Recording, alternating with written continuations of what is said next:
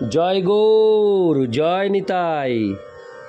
আজ 21শে আষাঢ় 1432 ও 6ই জুলাই 2025 রবিবার শয়ন একাদশী।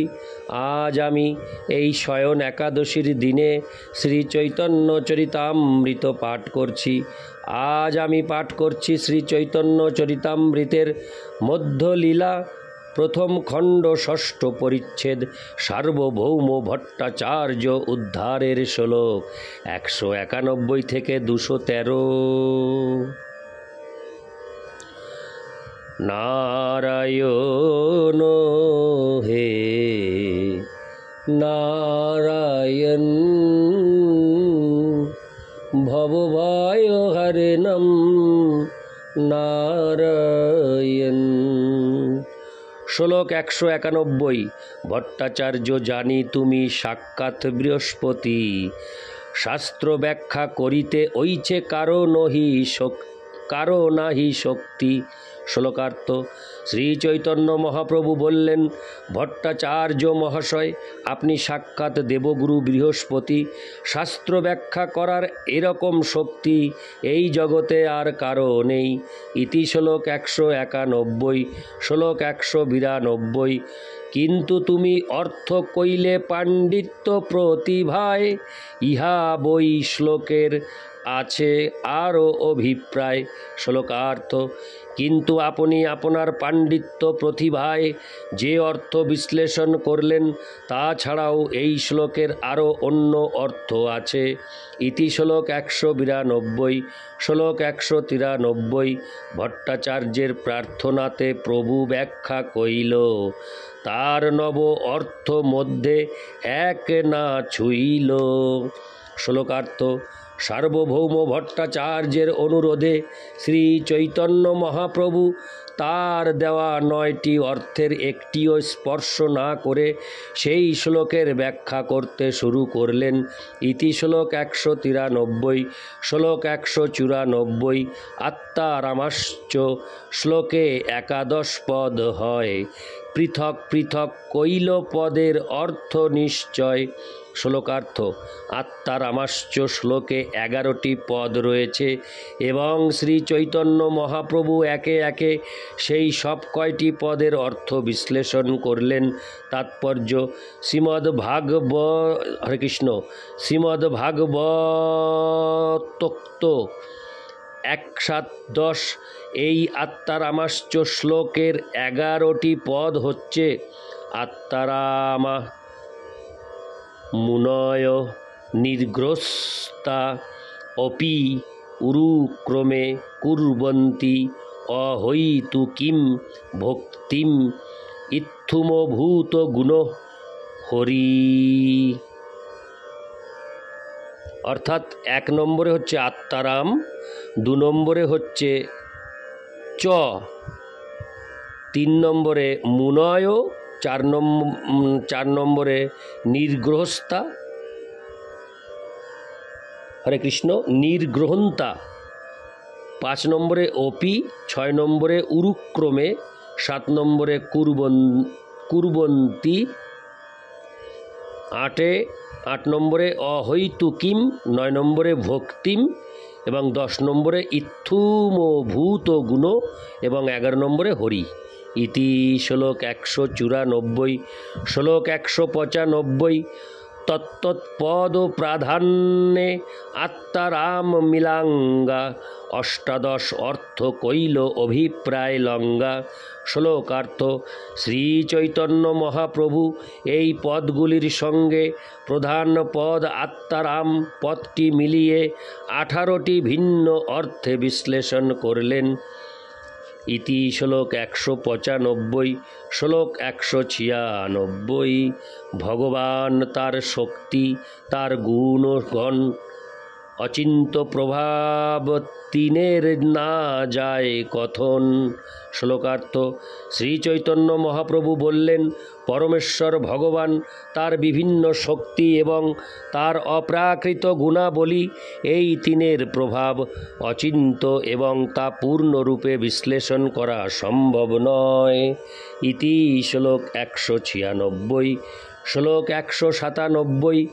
অন্য যত সাধ্য সাধন করি আচ্ছাদন, এই তিনে ঘরে সিদ্ধ সাধকের মন। শ্লোকার্থ: অন্য সমস্ত সাধ্য সাধন আদি পারমার্থিক কার্যকলাপকে আচ্ছাদনপূর্বক এই তিনটি তত্ত্ব সিদ্ধ সাধকেরও মন হরণ করে। তাৎপর্য: জ্ঞানী, কর্মী বা অন্নাভিলাষীর দলে যত প্রকার সম্বন্ধ ও অভিধেয় কল্পিত হয়, তাদের আচ্ছাদন করে এই অচিন্ত প্রভাব বিশিষ্ট ভগবান, তার শক্তি ও তার গুণাবলী, এই তিনটি বস্তু সাধক ও সিদ্ধের মন হরণ করে। পরমেশ্বর ভগবান অচিন্ত শক্তি সম্পন্ন, যা তার চিন্ময় সত্তা, তার শক্তি এবং তার চিন্ময় গুণাবলীর সঙ্গে সম্পর্কিত। এই সবই ঐকান্তিক সাধকের কাছে অত্যন্ত আকর্ষণীয়। ভগবানের একটি নাম কৃষ্ণ, কেননা তিনি সর্বাকর্ষক। ইতি শ্লোক 197। শ্লোক 198। সনকাদি সুখদেব তাহাতে প্রমাণ, এই মতো নানা অর্থ করেন ব্যাখ্যান। শ্লোকার্থ: শ্রী চৈতন্য মহাপ্রভু, সুখদেব গোস্বামী এবং সনত কুমার, সনাতন ও সনন্দন এই চারজন ঋষির দৃষ্টান্ত দিয়ে এই শ্লোকটির বৈশিষ্ট্য বিশ্লেষণ করলেন। তাৎপর্য: শ্রীকৃষ্ণ সর্বাকর্ষক। তার উদাহরণ হচ্ছে সনকাদি চারজন ঋষি এবং সুখদেব গোস্বামী আদি মুক্ত মনীষীবৃন্দের তার প্রতি আকর্ষণ। তারা সকলেই ছিলেন মুক্ত পুরুষ, কিন্তু তবুও তারা শ্রীকৃষ্ণের লীলা এবং গুণাবলীর প্রতি আকৃষ্ট হয়েছিলেন।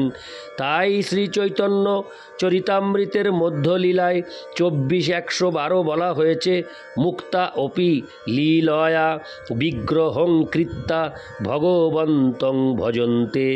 মুক্ত পুরুষেরাও শ্রীকৃষ্ণের লীলার প্রতি আকৃষ্ট এবং তাই তারা তার প্রেমময়ী সেবায় যুক্ত হন।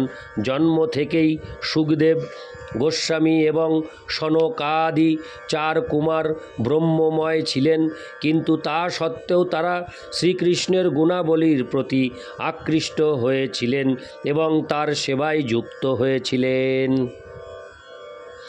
চার কুমারেরা শ্রীকৃষ্ণের শ্রীপাদ পদ্মে নিবেদিত ফুল ও তুলসীর সৌরভে আকৃষ্ট হয়েছিলেন এবং এইভাবে তারা ভক্তে পরিণত হয়েছিলেন। সুখদেব গোস্বামী তার পিতা শ্রীল ব্যাসদেবের কৃপায় শ্রীমদ্ ভাগবত শ্রবণ করেছিলেন এবং তার ফলে শ্রীকৃষ্ণের প্রতি আকৃষ্ট হয়ে তিনি এক মহান ভক্তে পরিণত হয়েছিলেন। এর থেকে বোঝা যায় যে শ্রীকৃষ্ণের সেবায় যে দিব্য আনন্দ আস্বাদন হয়, তা নির্বিশেষ ব্রহ্ম উপলব্ধির আনন্দ থেকে অনেক বেশি আনন্দময়। ইতি শ্লোক 198। শ্লোক 199। শুনি ভট্টাচার্যের মনে হইল চমৎকার, প্রভুকে কৃষ্ণ জানি করে আপনা ধিক্কার। শ্লোকার্থ: শ্রী চৈতন্য মহাপ্রভুর মুখে আত্মারাম শ্লোকের ব্যাখ্যা শুনে সার্বভৌম ভট্টাচার্য চমৎকৃত হলেন। তখন তিনি বুঝতে পারলেন যে শ্রী চৈতন্য মহাপ্রভু স্বয়ং শ্রীকৃষ্ণ এবং তিনি নিজেকে ধিক্কার দিতে শুরু করলেন। ইতি শ্লোক 199। শ্লোক 200। ইহ তো সাক্ষাৎ কৃষ্ণ মুঙ্গিনা জানিয়া, মহা অপরাধ কইনু গর্বিত হইয়া। শ্লোকার্থ: ইনি যে সাক্ষাৎ শ্রীকৃষ্ণ তা না জেনে আমার বিদ্যার গর্বে গর্বিত হয়ে আমি মহা অপরাধ করেছি। ইতি শ্লোক 200। শ্লোক 201। আত্মনিন্দা করি লইল প্রভুর শরণ, কৃপা করিবারে তবে প্রভুর হইল মন। শ্লোকার্থ: এই অপরাধের জন্য নিজেকে ধিক্কার দিতে দিতে সার্বভৌম ভট্টাচার্য শ্রী চৈতন্য মহাপ্রভুর শরণ নিলেন এবং মহাপ্রভু তখন তাকে কৃপা করলেন। ইতি শ্লোক 101। শ্লোক 102। নিজ রূপ প্রভু তারে করাইল দর্শন, চতুর্ভুজ রূপ প্রভু হইলা তখন। শ্লোকার্থ: শ্রী চৈতন্য মহাপ্রভু তখন তাকে তার চতুর্ভুজ বিশ্বরূপ প্রদর্শন করালেন। ইতি শ্লোক 202। শ্লোক 203 দেখাইল তারে আগে চতুর্ভুজ রূপ, পাছে শ্যাম বংশী মুখ স্বকীয় স্বরূপ। শ্লোকার্থ।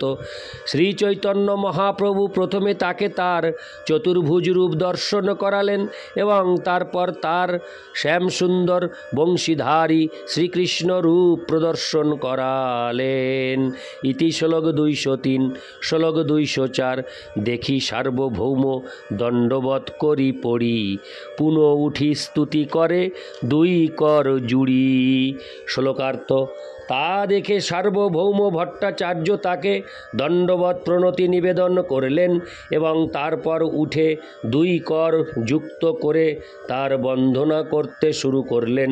ইতি শ্লোক 204। শ্লোক 205 প্রভুর কৃপায় তার স্ফুরিল সব তথ্য। হরে কৃষ্ণ। তত্ত্ব নাম প্রেম দান আদি বর্ণেন মহত্ব। শ্লোকার্থ। শ্রী চৈতন্য মহাপ্রভুর কৃপায় সমস্ত তত্ত্ব সার্বভৌম ভট্টাচার্যের কাছে প্রকাশিত হল এবং তখন তিনি ভগবানের নামের মহিমা ও ভগবৎ প্রেম দানের মহিমা ইত্যাদি বর্ণনা করতে লাগলেন। ইতি শ্লোক 205।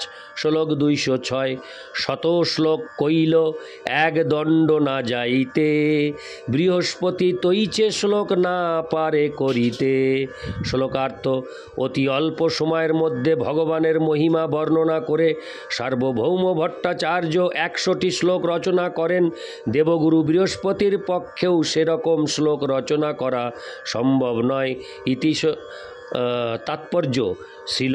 হরে কৃষ্ণ। তাৎপর্য 206-এর তাৎপর্য ছিল সার্বভৌম ভট্টাচার্য কর্তৃক রচিত এই 100টি শ্লোক সমন্বিত গ্রন্থটির নাম সুশ্লোক শতক। ইতি শ্লোক 206। শ্লোক 207 শুনি সুখে প্রভু তারে কইল আলিঙ্গন, ভট্টাচার্য প্রেমাবেশে হইল অচেতন। শ্লোকার্থ। সেই 100টি শ্লোক শুনে শ্রী চৈতন্য মহাপ্রভু আনন্দে সার্বভৌম ভট্টাচার্যকে আলিঙ্গন করলেন এবং সার্বভৌম ভট্টাচার্য তখন ভগবৎ প্রেমে আবিষ্ট হয়ে অচেতন হয়ে পড়লেন। ইতি শ্লোক 207। শ্লোক 208 অশ্রু স্তম্ভ পুলক সেদ কম্পথর হরি, নাচে গায়ে কান্দে পড়ে প্রভু পদ ধরি। শ্লোকার্থ। ভগবৎ প্রেমে আবিষ্ট হয়ে সার্বভৌম ভট্টাচার্যের শরীরে অশ্রু স্তম্ভ পুলক সেদ কম্প আদি অষ্টসাত্ত্বিক প্রেম বিকার দেখা দিল এবং তিনি এই প্রেমানন্দে মগ্ন হয়ে কখনো নাচতে লাগলেন, কখনো গান গাইতে লাগলেন, আবার কখনো বা ক্রন্দন করতে লাগলেন এবং কখনো শ্রী চৈতন্য মহাপ্রভুর শ্রীপাদপদ্ম আলিঙ্গন করে ভূপতিত হলেন। ইতি শ্লোক 208। শ্লোক 209 দেখি গোপীনাথাচার্য হরষিত মন, ভট্টাচার্যের নৃত্য দেখি হাসে প্রভুর গণ। শ্লোকার্থ। সার্বভৌম ভট্টাচার্যের প্রেমাবিষ্ট অবস্থা দর্শন করে গোপীনাথ আচার্য অন্তরে অন্তরে অত্যন্ত আনন্দিত হলেন এবং সার্বভৌম ভট্টাচার্যের নৃত্য দেখে শ্রী চৈতন্য মহাপ্রভুর পার্শ্বদেরা হাসতে লাগলেন। ইতি শ্লোক 209। শ্লোক 210 গোপীনাথাচার্য কয়ে। হরে কৃষ্ণ। গোপীনাথাচার্য কহে মহাপ্রভুর প্রতি, সেই ভট্টাচার্যের প্রভু কইলে এই গতি। শ্লোকার্থ। গোপীনাথ আচার্য শ্রী চৈতন্য মহাপ্রভুকে বললেন, প্রভু আপনি সার্বভৌম ভট্টাচার্যের এই গতি করলেন। ইতি শ্লোক 210। শ্লোক 211 প্রভু কহে তুমি ভক্ত তোমার সঙ্গ হইতে, জগন্নাথ ইহারে কৃপা কইল ভালো মতে। শ্লোকার্থ। শ্রী চৈতন্য মহাপ্রভু উত্তর দিলেন, তুমি ভক্ত তাই তোমার সঙ্গ লাভ করেছে বলে জগন্নাথ দেব একে খুব ভালোভাবে কৃপা করেছেন। ইতি শ্লোক 211। শ্লোক 212 তবে ভট্টাচার্যে প্রভু সুস্থির করিল, স্থিরহঙ্গা ভট্টাচার্য বহু স্তুতি কইল। শ্লোকার্থ। তারপর শ্রী চৈতন্য মহাপ্রভু সার্বভৌম ভট্টাচার্যকে সুস্থির করলেন এবং সার্বভৌম ভট্টাচার্য তখন শ্রী চৈতন্য মহাপ্রভুকে বহু স্তুতি করলেন। ইতি শ্লোক 212। শ্লোক 213। জগৎ নিস্তারিলে তুমি সেহ অল্প কার্য, আমা উদ্ধারিলে তুমি এ শক্তি আশ্চর্য। শ্লোকার্থ। সার্বভৌম ভট্টাচার্য বললেন, হে প্রভু, তুমি সমস্ত জগৎ উদ্ধার করেছ, এটি তোমার কাছে তেমন একটি বড় কাজ নয়, কিন্তু তুমি যে আমাকে উদ্ধার করেছ এটি সত্যি মস্ত বড় আশ্চর্যের বিষয়। ইতি শ্লোক 213। নারায়ণ হে নারায়ণ ভবভয় হরণম নারায়ণ। জয় গৌর, জয় নিতাই।